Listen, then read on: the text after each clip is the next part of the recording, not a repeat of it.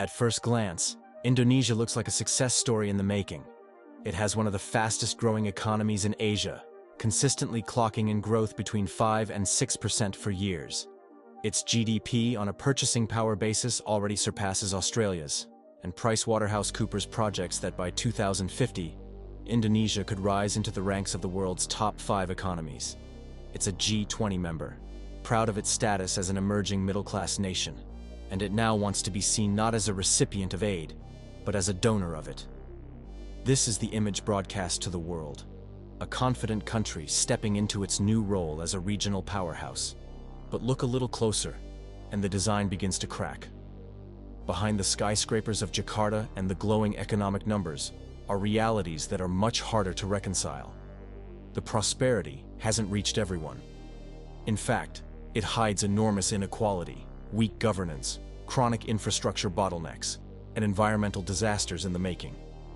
Indonesia is a country of contradictions, where the headlines of success mask the everyday struggles of millions. And this strange design isn't accidental. It's the product of history, politics, corruption, and choices that keep repeating themselves. Take inequality. 4 billionaires in Indonesia collectively control more wealth than the poorest 40% of the population, which is around 100 million people. That's wealth concentration on a staggering scale. About 20% of Indonesians, roughly 50 million people, live just above the international poverty line of $1.90 a day, constantly at risk of slipping back into poverty with a single illness, crop failure, or job loss. And the disparities widen dramatically outside Java and Sumatra, the islands that generate about 80% of Indonesia's GDP. In Papua, poverty rates are 7 times higher than in Jakarta. Imagine one part of the country glittering with malls and high-speed internet, while another struggles with basic services. This isn't just uneven development, it's a system that keeps whole regions in the margins. Even when looking at the national income figures, the story tilts strangely. Gross national income per capita is just $3,840, lower than small Pacific nations like Samoa, Tonga, and Fiji, and trailing behind nearby Malaysia and Thailand. The income share of the lowest 20% of Indonesians sits at a meager 6.8%. For a country that boasts of being the future 5th largest economy in the world, this is an awkward contradiction. The government's ability to correct this imbalance is painfully limited. Tax revenues amount to only 9.9% of GDP, the lowest in Southeast Asia apart from Myanmar, and even lower than the average for the world's least developed countries. That means less money for hospitals, schools, and roads, and fewer chances to lift the poor into real security. The consequences are everywhere. Health outcomes lag far behind what might be expected of a middle-class nation. In 2017, the maternal mortality ratio stood at 177 deaths per 100,000 live births. For comparison, the average across developed economies in the OECD was just 14. Even Timor-Leste, one of Indonesia's poorer neighbors, had a better rate at 142. Infant mortality tells a similar story. 21 infants die per 1,000 live births in Indonesia, compared to 17 in the Solomon Islands, 14 in Samoa, 13 in Tonga, and just 7 in Malaysia. And then there's stunting, a grim measure of malnutrition and poor health. Over a third of Indonesian children under 5, 36.4% in 2013, were stunted. That rate puts Indonesia alongside sub-Saharan countries like Malawi, Angola, and Sierra Leone. But because of Indonesia's large population, the raw numbers are devastating. It ranks 5th in the world for the sheer number of stunted children. Adults don't fare much better. An astonishing 68.1% of Indonesian men smoke, the 2nd highest rate in the world after Timor-Leste. The results are written in the top 5 causes of death: ischemic heart disease, cerebrovascular disease, tuberculosis, diabetes, and chronic respiratory diseases, all linked to tobacco use. The education system, too, struggles to match the country's ambitions. Access has improved, but quality remains dismal. In the 2018 PISA assessments, Indonesia's scores actually fell compared to 2015, landing near the very bottom among 79 countries. 73rd in mathematics, 74th in reading, and 71st in science. To put that in perspective, Indonesian students performed far below peers in Singapore, Malaysia, Brunei, and Thailand. Adult literacy paints an equally concerning picture. In Jakarta, adults with university degrees score lower in literacy proficiency than OECD teenagers with just basic secondary schooling. About 32% of Jakartans fall into the lowest literacy category, compared to only 4.5% in OECD countries. It's an education system that delivers certificates without delivering the skills. So why does this happen in a nation that is supposed to be rising into the global elite? A big part of the answer is governance, or rather, the lack of it.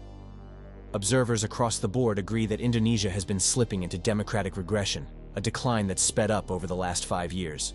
Freedom House once ranked Indonesia as free between 2006 and 2013, but now it has downgraded the country to partly free. The Economist Intelligence Unit labels it a flawed democracy, ranking it 64th out of 167 countries, behind neighbors like Malaysia and the Philippines. Press freedom is also deteriorating. Reporters Without Borders put Indonesia at 124th out of 180 in 2019, a troubling sign for any democracy. Corruption is part of the story. Indonesia's Anti-Corruption Commission, the KPK, was once a rare beacon of accountability. But after the last elections, political elites pushed through changes that gutted its powers. Corruption investigations have faltered, and Transparency International's 2019 ranking gave Indonesia a score of just 40 out of 100, placing it 85th globally. In other words, while the economy grows, the very institutions meant to keep it fair and functional are eroding. The effects of corruption and poor governance ripple through the budget as well. Indonesia's main challenge today isn't about collecting resources, but spending them wisely. Yet the design of the budget makes that almost impossible. Significant sums still go to subsidies that disproportionately benefit the well-off, especially fuel, electricity, and fertilizer subsidies. In 2008, they swallowed up 23% of total government spending. Another 13% went to what is blandly called government apparatus. At first glance, that might sound like an oversized central bureaucracy, but the real driver is regional governments. Local administrations spend an eye-popping 32% of their budgets on themselves. The government has decided on a radical solution: move the capital. In 2019, President Joko Widodo approved a $33 billion plan to build a brand new capital city from scratch on the east coast of Borneo. The name is Nusantara, an old Javanese word for archipelago. The vision is dazzling. A green, hyper-connected digital metropolis, twice the size of New York City, covering over 2,500 square kilometers. It's promised to run entirely on renewable energy, feature highly accessible public transportation, and keep 3/4 of its area as green space. It's not just about relieving Jakarta. The move is framed as a way to rebalance the economy away from Java and toward historically neglected regions like Kalimantan. The government is also pitching it as the anchor for a new green industrial hub, complete with hydropower dams on the Cayenne River and what could become the world's largest green industrial park. With Indonesia holding the world's largest nickel reserves, an essential component for electric vehicle batteries, the timing seems almost too perfect. But like many ambitious plans, the devil is in the design. For one, building a new capital on Borneo means displacing people. At least 20,000 individuals from 21 indigenous groups face the risk of losing their homes and lands. Property prices in surrounding cities like Balikpapan are already soaring, leaving indigenous communities squeezed. Beyond human costs, environmental risks are profound.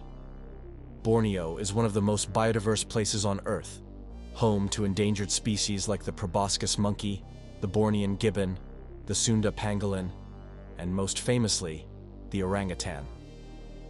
These populations are already under threat from deforestation, palm oil expansion, and logging.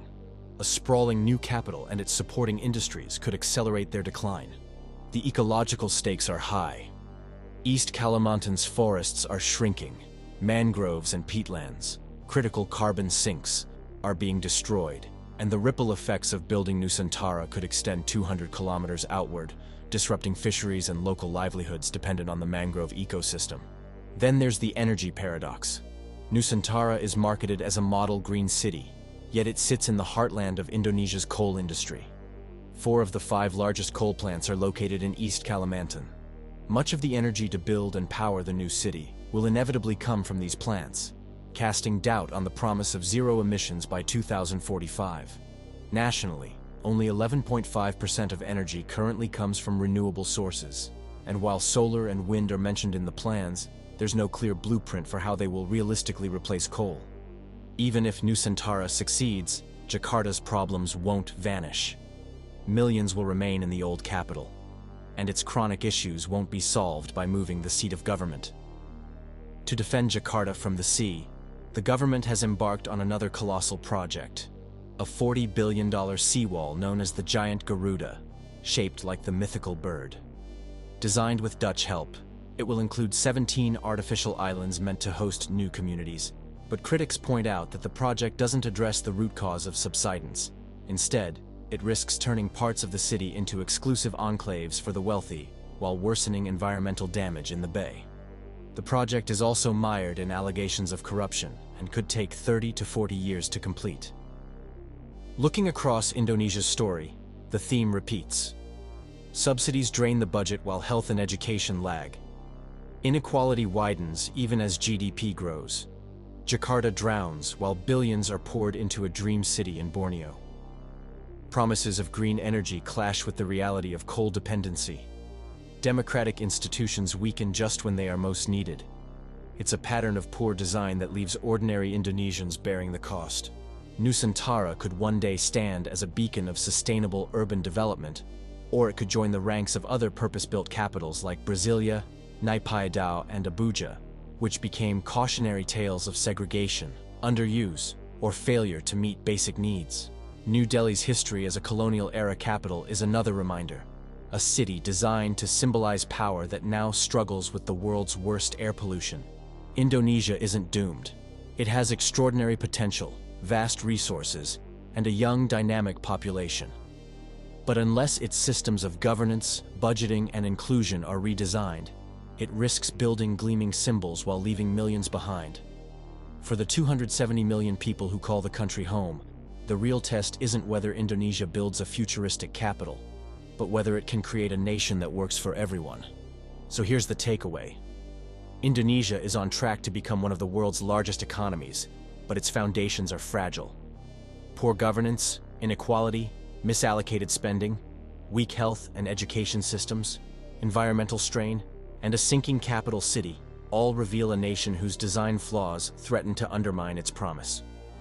Unless these flaws are confronted, the future might not be the triumphant rise often predicted, but a story of potential squandered.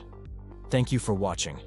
If this deep dive into Indonesia's contradictions was insightful, don't forget to like, subscribe, and hit the notification bell so you never miss an episode. Share your thoughts in the comments below. What do you think Indonesia's future holds? See you in the next video.